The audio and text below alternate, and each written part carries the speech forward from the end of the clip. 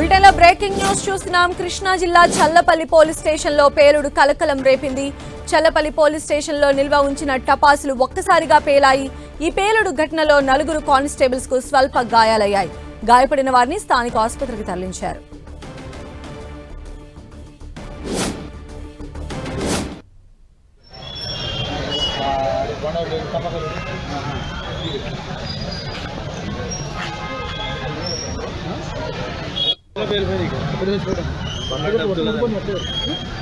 So Challapalli police station లో పేలుడు కలకలం రేపుతోంది. మరిన్ని అప్డేట్స్ తెలుసుకుందాం. మా ప్రతినిధి జయరాజ్ మనకు అందుబాటులో ఉన్నారు. జయరాజ్, చల్లపల్లి పోలీస్ స్టేషన్ లో పేలుడు సంభవించింది. స్టేషన్ లో నిల్వ ఉంచినటువంటి టపాసులు ఒక్కసారిగా పేలటంతో భారీ శబ్దం వచ్చింది. దీంతో అక్కడ ఉన్నటువంటి స్టేషన్ లో ఉన్నటువంటి 4 కానిస్టేబుల్ కి స్వల్ప గాయాలయ్యాయి. మొత్తం మీద కొంతమందికి కొంచెం ఇబ్బందికరమైన పరిస్థితి. చల్లపల్లి పోలీస్ స్టేషన్ లో దీపావళి మిగతా సందర్భాల్లో అనధికారికంగా విక్రయించేటటువంటి ఈ మందుగుండు సామాగ్రి ఏదైతే ఉందో దాన్ని స్టేషన్ లో నిల్వ ఉంచారు. వాటిని స్వాధీనం చేసుకుని అనుకోని రీతిలో కొద్దిసేపటి క్రితం స్టేషన్ లో పేలటం, అక్కడ ఉన్నటువంటి 4 కానిస్టేబుల్ కి గాయాలవటం, వారిని ఒకటిన అటు మచిలీపట్నం అటు అవనగడ్డ ప్రభుత్వ ఆసుపత్రికి తరలించారు. వారి పరిస్థితి ఇబ్బందికరంగా, ఇద్దరి పరిస్థితి కొంచెం తీవ్ర గాయాలవడంతో ఇబ్బందికరంగా ఉన్నట్టుగా చెబుతా ఉన్నారు. మొత్తమే చూస్తే నిల్వ ఉంచినటువంటి టపాసులు పేలటం వల్లే ఈ ప్రమాదం సంభవించినట్టుగా తెలుస్తా ఉంది. పోలీసు ఉన్నతాధికారులు సంఘటనా స్థలానికి చేరుకున్నారు. అసలు ఎంత మొత్తంలో ఇక్కడ పేలుడు పదార్థాలు ఉంచారు, ఏ కారణంతో ఉంచారు, ఎన్నాళ్ల నుంచి ఉంచుతున్నారు, ఎందుకు ఇన్నాళ్ల నుంచి అక్కడే నిల్వ ఉంచారనే దిశగా విచారణ అయితే కొనసాగుతుంది. మొత్తమే చూస్తే పేలుడు పదార్థాలు ఏవైతే టపాసులు మందుగుండు సామాగ్రి స్వాధీనం చేసుకున్నటువంటి సామాగ్రి ఉందో అది పేలటం వల్ల ప్రమాదం జరిగినట్టుగా ప్రాథమిక విచారణలో తేలింది. మొత్తం మీద అటు స్వల్ప గాయాలైన ఇద్దరికి మాత్రం కొంచెం సీరియస్ గా ఉంది. వారిని మచిలీపట్నం ప్రభుత్వ ఆసుపత్రికి తరలించారు. వారిని మెరుగైన చికిత్స అవసరమైతే విజయవాడ కూడా తరలించడానికి ఏర్పాట్లు అయితే జరుగుతున్నాయి. సంజయ్, అయితే జయరాజ్, జనరల్ గా అంటే ఇలాంటి మందుగుండు సామాగ్రిని నిల్వ ఉంచడానికి అంటే అక్కడ కూడా మనం చూసినట్లయితే అక్కడ అవి నిల్వ పెట్టేటువంటి ప్రదేశంగా కనిపించట్లేదు. అంటే పోలీస్ స్టేషన్ లో దానికి సెపరేట్ రూమ్స్ కానీ ఇలాంటివి ఏమి ఉండవా అంటే ఏం చెప్తూ ఉన్నారు మరి దీనికి సంబంధించి?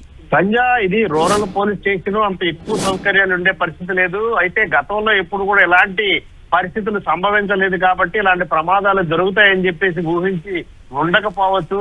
రూరల్ పోలీస్ స్టేషన్ లో అంత ఎక్కువ సౌకర్యాలు ఉండే, ఎక్కువ రూములు ఉండేటువంటి అవకాశం ఉండదు కాబట్టి వాళ్ళు సాధారణంగా నిల్వ ఉంచేసేటటువంటి పరిస్థితి ఉన్నాయి. ఇది మామూలుగా రొటీన్ లో భాగంగానే ఉంచుతారు తప్ప ప్రమాదాలు జరుగుతాయి, పేలుతాయి అనేటటువంటి ఎలాంటి ఆలోచన అయితే ఉండదు. లేకపోతే ముందు జాగ్రత్త చర్యలు తీసుకునేవారు. కానీ ఈ రోజు అనుకోని రీతిలో నిల్వ ఉంచినటువంటి మందుగుండు సామాగ్రి పేలటం, 4 గాయాలవటం, వారిలో ఇద్దరి పరిస్థితి కొంచెం ఎక్కువ గాయాలైనటువంటి నేపథ్యం ఉంది.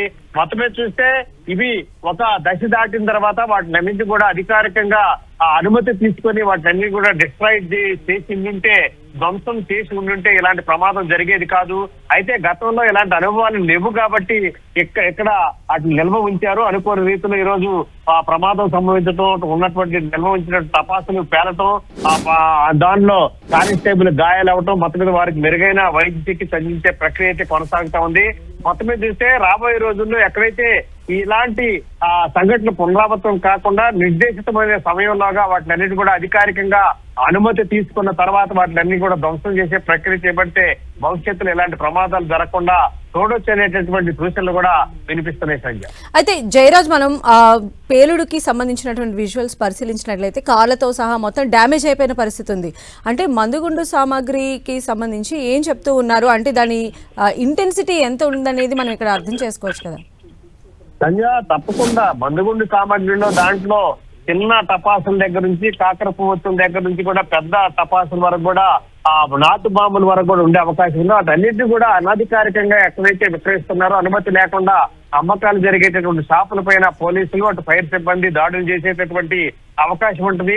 ఆయా సందర్భాల్లో గతంలో కేవలం దీపావళి సందర్భంగా మాత్రమే ఈ టపాసులు ఇవన్నీ పేల్చేవారు. ఇప్పుడు ఉన్నటువంటి పరిస్థితుల్లో ప్రతి అకేషన్కి కూడా ఈ మందుగుండు సామాగ్రి పేల్చేటటువంటి ఆనవాయితీ ఉంది.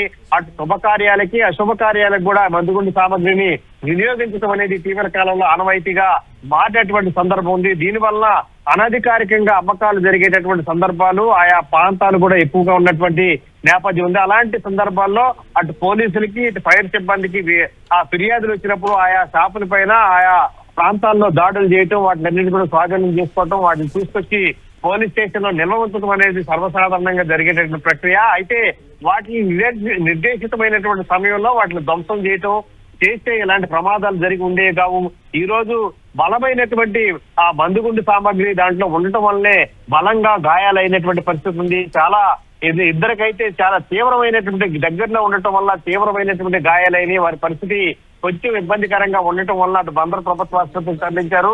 ఇంకా మెరుగైనటువంటి వైద్యం కావాలంటే విజయవాడ ప్రభుత్వ ఆసుపత్రికి, అవసరమైతే ప్రైవేట్ ఆసుపత్రికి కూడా తరలించడానికి పోలీస్ యంత్రాంగం సన్నద్ధం అవుతుంది. మొత్తం మీద చూస్తే ఈ రోజు అనుకోకుండా జరిగినటువంటి ప్రమాదంగానే ప్రాథమిక విచారణలో పోలీసులు నిర్ధారించారు. సంజయ్. రైట్ జయరాజ్.